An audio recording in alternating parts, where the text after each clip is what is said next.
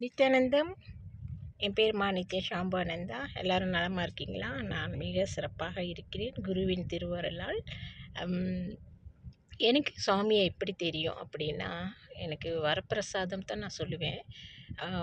2005 வந்து என்னுடைய அனுஷ்டான குருட்ட கேட்டிருந்தேன்.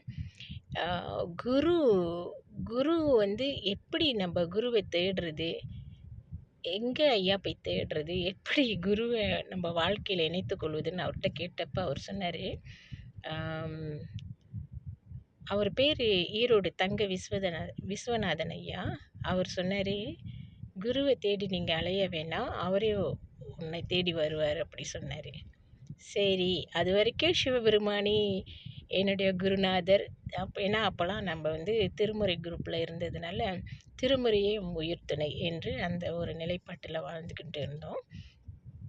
அப்புறம் என்ன நடந்தது அப்படின்னா, 2006 ஃபெப்ரவரி போல் ஒரு அம்மா வந்து ஒரு 5 புக்கு வரும், வாங்கி வச்சிருன்னு சொன்னாங்க. சரின்னு புத்தகம் வீட்டுக்கு வந்தது. அப்போ புத்தகம் வந்தபோது புத்தகத்தில் பார்க்குறேன்,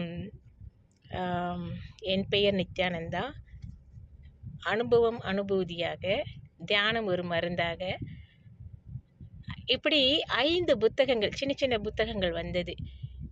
வந்தவுடனே நான் என்னதான் எழுதியிருக்குன்னு ஒவ்வொரு புத்தகமாக வந்து இந்த அனுபவம் அனுபூதியாக எடுத்து படித்து பார்த்தேன்.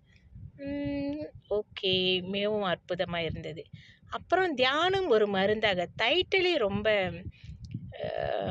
அற்புதமாக இருந்தது இல்லையா? அதனால் நான் என்ன செஞ்சேன், தியானம் ஒரு மருந்தாக எடுத்து அந்த புத்தகத்தையும் ஒவ்வொரு புத்தகமும் படிக்க படிக்க அப்படியே ரொம்ப வித்தியாசமாக இருந்தது.